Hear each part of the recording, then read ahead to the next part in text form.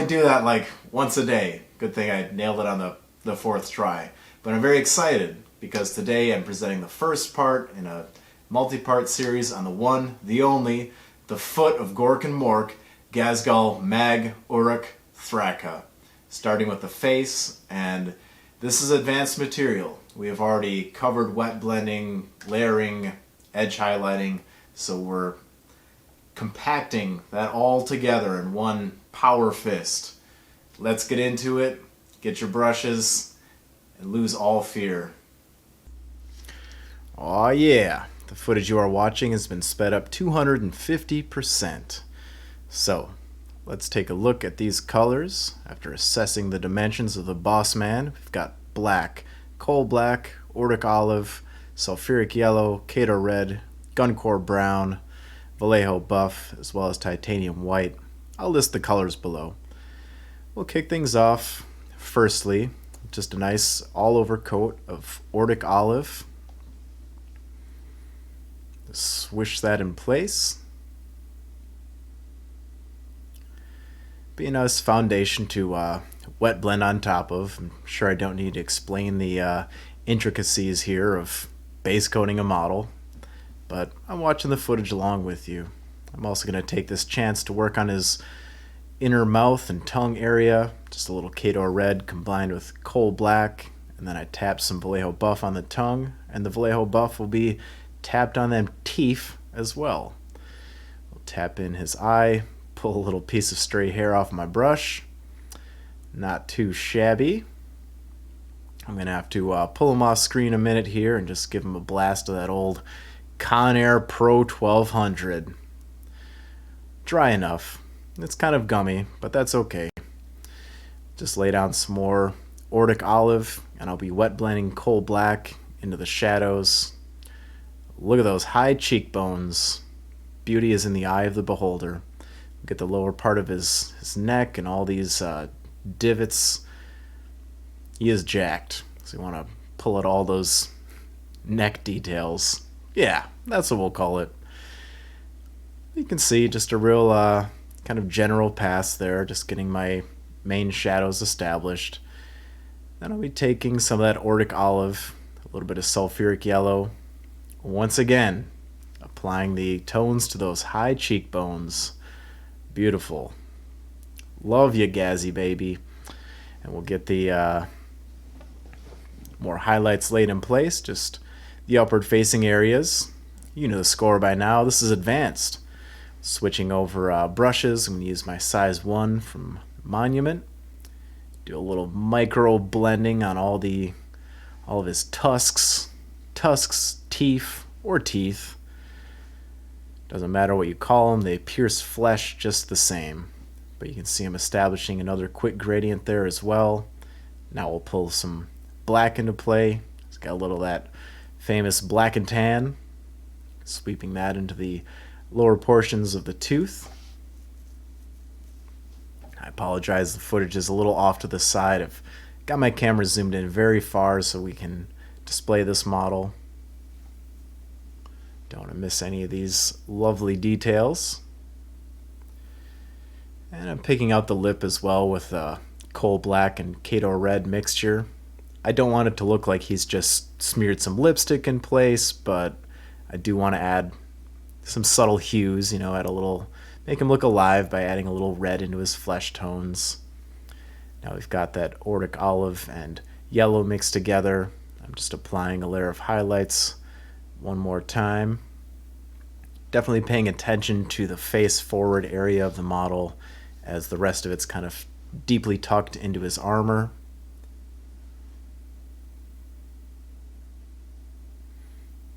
Yeah, easy does it. Altogether, the painting process of this head took me about 45, maybe 50 minutes.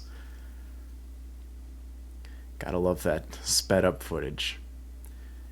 Now I've mixed a little bit of green into that base coat for the gums.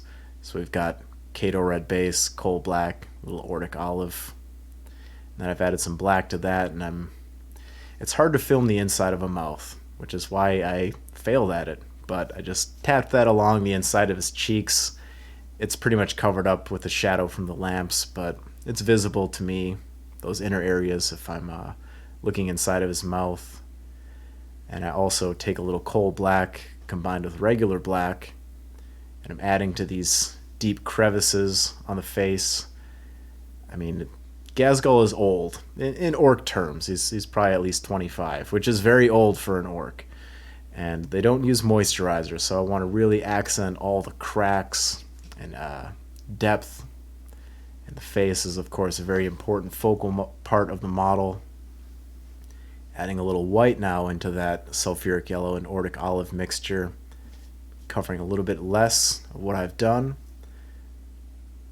And now it's starting to come together. I'm getting that good amount of contrast going. I like the volumes, really leaving that the depth in the cheek, leaving it alone, pulling my highlights to very sharp and fine points. Don't forget those neck muscles. Behind every orc is a very strong neck, I'll tell you that much.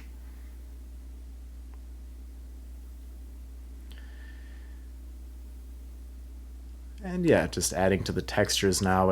As his face was turned away, it was kind of off of my radar, but I noticed that was undone. You'll see the way I paint, I jump around a lot. I jump back and forth, picking out those gums and the highlight on the lip. I've just introduced a little bit of white to that original mixture. And now a little bit of black and guncorpse brown again, slicking it onto the tusks, swishing it down low. And we'll tap another layer of highlights onto those lips. There's a little bit of overflow from that washy shadow that I threw onto the teeth. And we're pulling a little Vallejo buff now to highlight those individual tusks up. Again, I apologize, it's off to the side there, but once I pull it back to the center, you can see what's going on. Damn it. A little bit of Liquitex titanium white now in very, very minute amounts.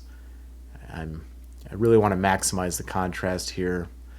Some Khador red highlight was needed, so I can mix that into the red, start painting his eye.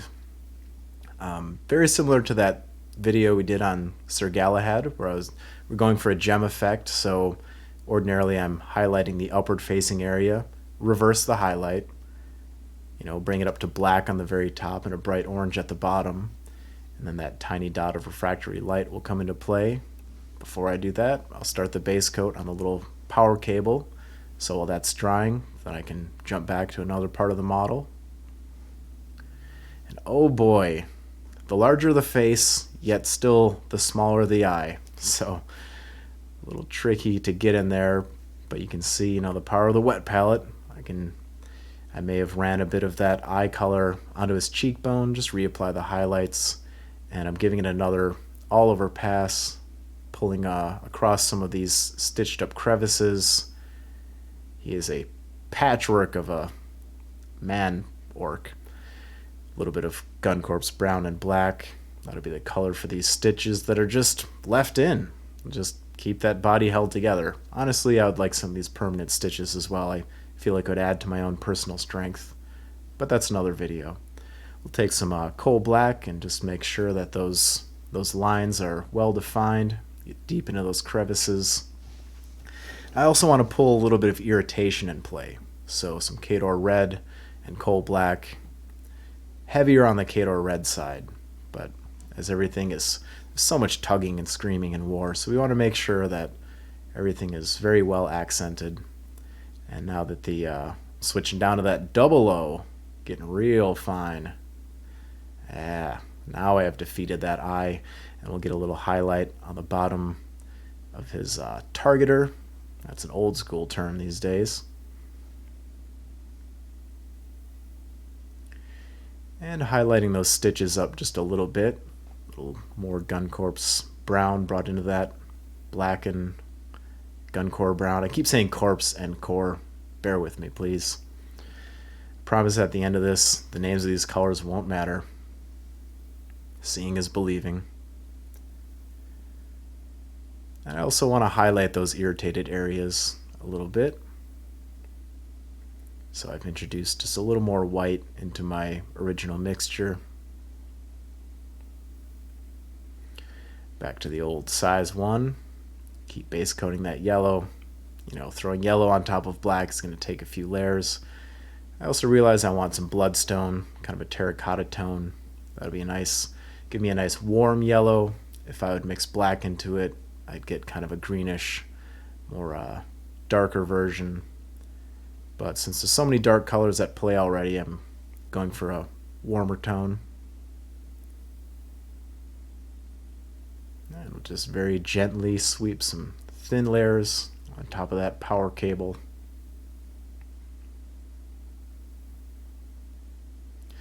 The gums, they looked a little too dead for me, so I'm taking just a little bit more of that Khador red, kind of glazing it over them just to brighten things up very gently.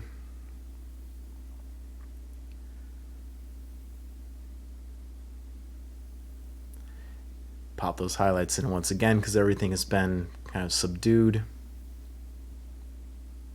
Oh yeah.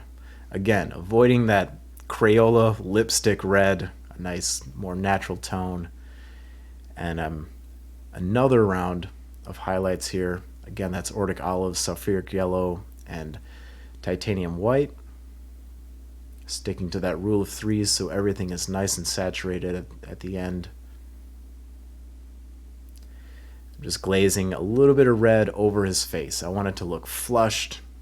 Again, all that tugging and screaming. We've got the tugging down. Now we want to mimic the screaming of warfare, so having his face be a little bit flushed. Well, that's just what the Doctor of War ordered. Now I'm black lining around these stitches.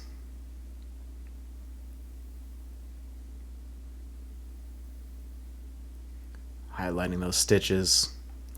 You want to work dark to light. It's easier to pick the highlights up on these stitches because they're more expressed, so black line first, then apply another highlight. And we'll take care of this little power cable. Gotta have that black and yellow diagonal. Very characteristic of Warhammer 40k, those caution stripes. I'm into it. So sweep those into place. Oh so succinct. And of course, nothing is left unhighlighted. This is a masterclass, baby. So a little bit of a light gray and then a fine white line across the black and the yellow, just kind of make it look a little bit shiny. His wiring can be kind of waxy and such. And a little bit of black lining around the teeth and the gums, just separating everything. Love that depth. All right, time for some heavy metal. We've got some gunmetal gray from Vallejo, some silver, warplock bronze, and brass casings from Secret Weapon Miniatures in the lower portion there. And all over pass, we'll start with just a base coat of silver.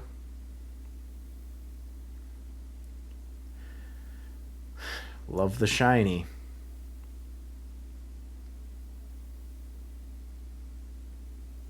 And once that's all taken care of, we can get some warplock bronze on these exposed power cables running into his brain.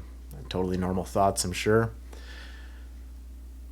I'll take a little bit of black now and control where the light is interacting with these metallic flakes. So kind of sweeping it towards the back of his dome, accenting his brow, getting that temple. He's got another swirling gear, just a spinning gear just sticking out the side of his head. All these things are cool. I would love to be Ghazghkull in real life, and in all honesty. He's got a crack team of doctors working to keep his body together too. We'll take that brass casing and highlight the warplock bronze. That power cable in place. I'll go back to the black shading. It's never done in just one pass. Very many thin layers, slow and gradually. We'll build that blend up. Oh so fine. Get his robotic ear.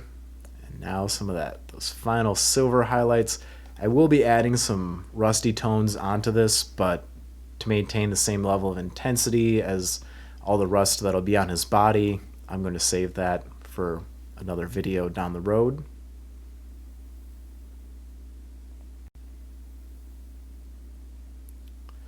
And yeah, just getting some very sharp silver highlights in there. Ghazghkull is ready to be plugged in and wage war.